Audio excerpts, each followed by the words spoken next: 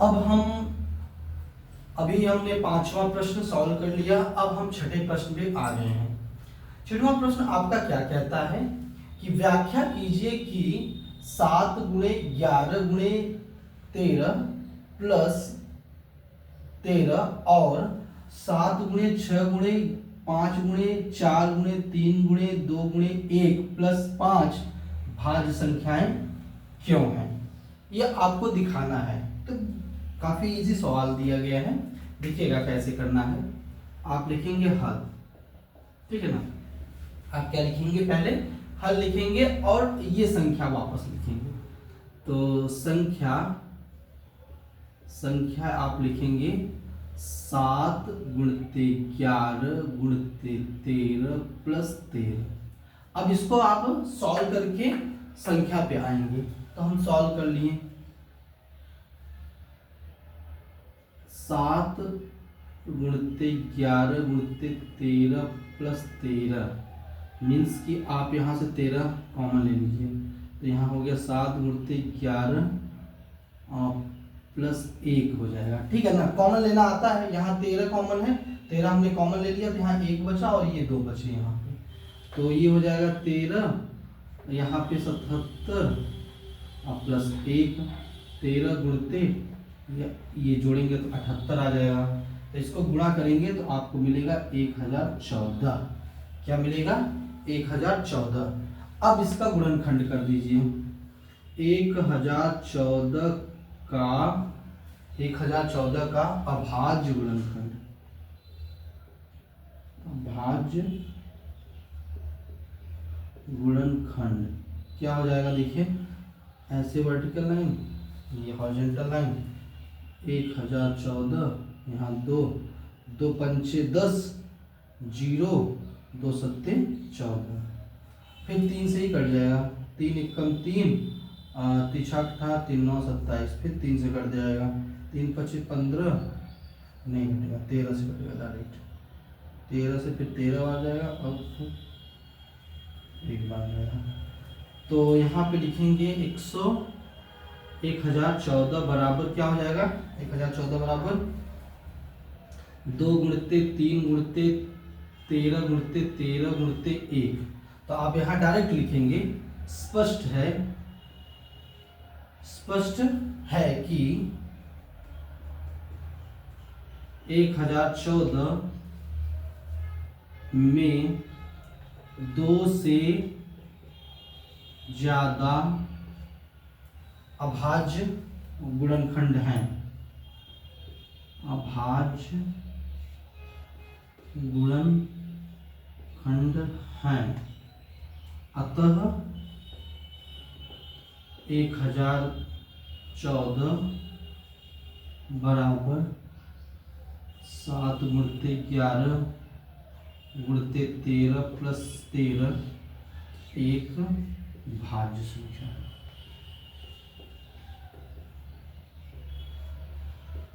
ठीक है, ये बात समझ में आ गई होगी आप लोगों को। ओके, तो अब इसमें ये वाला प्रश्न पे आते हैं। ठीक है, तो ये आपको पता ही होगा भाज्य संख्याएं अभाज्य संख्याएं क्या होती हैं। अभाज्य संख्याएं वही संख्याएं होती हैं जिसके 2 ही फैक्टर हो, 2 ही गुणनखंड हो। एक तो एक हो और दूसरा इटसेल्फ मतलब खुद हो। ठीक है, जैसे कि 2 है तो 2 में क्या है, 1 है, 1 से विभाजित हो सकता है और फिर वो 2 से विभाजित हो सकता है।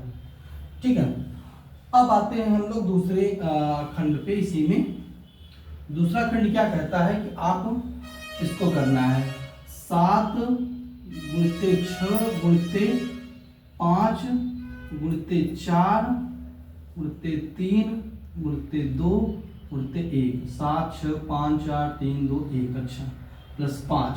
ठीक है, अब इसमें भी 5 हम कॉमन ले लेते हैं और आपको क्या मिलेगा।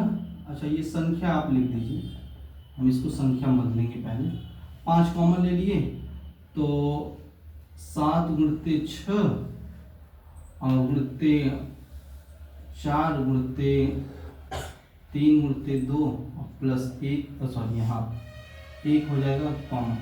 हो गया 5। अब इसको गुणा 7×42 गुणते 12 गुणते 2 + 1, यहाँ 5 है, यहाँ पे क्या हो जाएगा 42 गुणते 24 + 1। अब इसको गुणा करेंगे तो आपको मिल जाएगा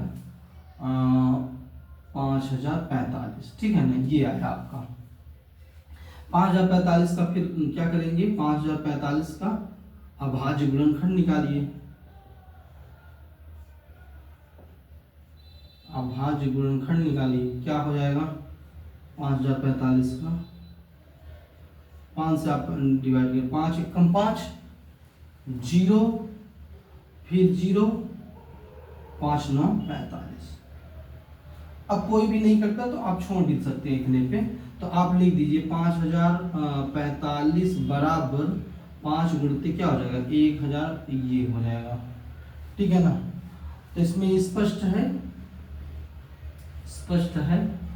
5045 ये किसके बराबर है, यही है 7 गुणते 6 गुणते 5 गुणते 4 गुणते 3 गुणते 2 गुणते 1 + 5, ठीक है ना, में 2 से ज्यादा अभाज्य गुणनखंड है। यहाँ 1 भी कर दीजिएगा,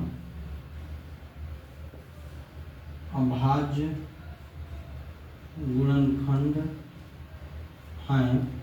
अतः आप क्या लिखेंगे डायरेक्ट 5045 एक भाज्य संख्या है।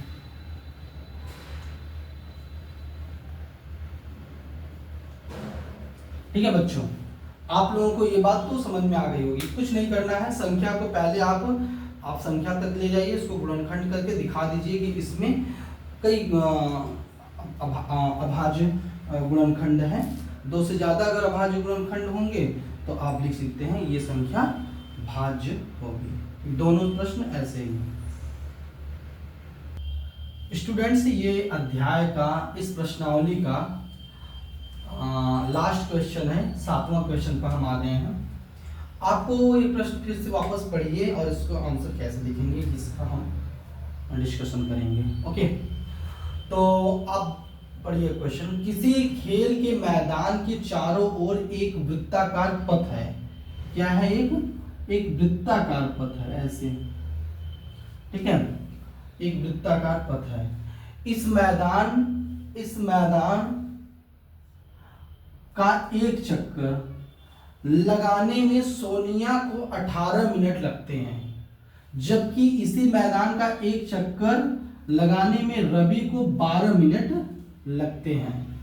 मान लीजिए दोनों एक ही स्थान और एक ही समय पर चलना प्रारंभ करके एक ही दिशा में चलते हैं, तो कितने समय बाद वे पुनः प्रारंभिक स्थान पर मिलेंगे।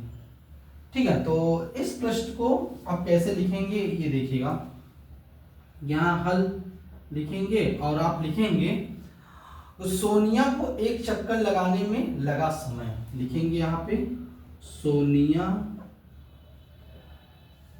को एक चक्कर लगाने में लगा समय बराबर कितना हो जाएगा बच्चों 18 मिनट हो जाएगा। कितना हो जाएगा 18 मिनट। ठीक है, फिर आप लिखेंगे रवि को एक चक्कर लगाने में लगा समय, रवि को एक चक्कर लगाने में लगा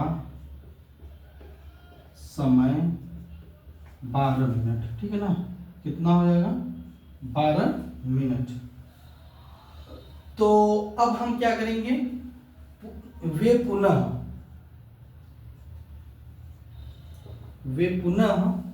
प्रारंभिक स्थान पे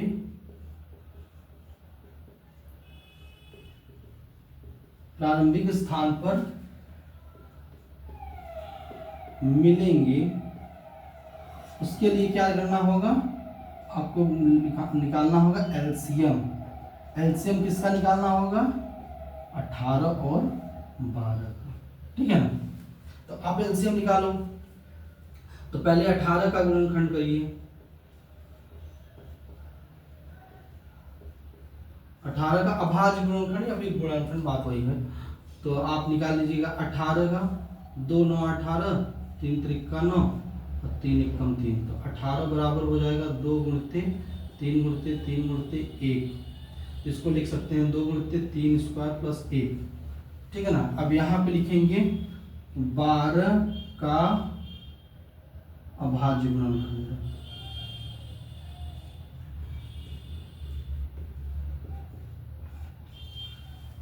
समझ में आ रहा होगा, बहुत इजी है। आपने जो प्रश्न में लिखा था 18 मिनट 12 मिनट मैंने ऐसे लिख दिया, फिर भी पुनः मिलेंगे तो उसका एलसीएम हमें चाहिए, 18 का गुणनखंड निकाला, 12 का गुणनखंड निकाल लीजिए। तो 12 का गुणनखंड निकालेंगे, 2 शून्य 12, 2 तिहाई 6 और 3 एकम 3, तो यहाँ 12 बराबर आप लिख सकते हैं 2 गुणित 2 गुणित 3 गुणित 1 या फिर 2 पावर 2 गुणित 3 गुणित 1, ठीक है। तो एलसीएम निकालने के लिए क्या करते हैं हम, यहाँ पे निकालते हैं एलसीएम किसका किसका, 18 और 12 का। हम ये देखते थे संबद्ध सबसे बड़ी पावर, तो दो इसमें भी है इसमें भी है, लेकिन हमको बड़ी पावर लेना है, बड़ी घात लेना, तो 2 की पावर 2 हो जाएगा गुणते, यहाँ 3 का स्क्वायर है, यहाँ 3 की पावर 1 है, तो 3 का स्क्वायर लेंगे हम, 3 का स्क्वायर गुणते 1, ठीक है।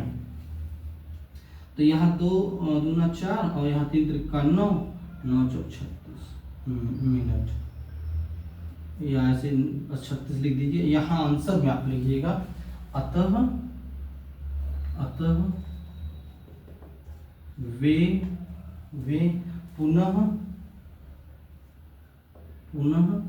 प्रारंभिक स्थान पर, पुनः प्रारंभिक स्थान पर 36 मिनट बाद मिलेंगे।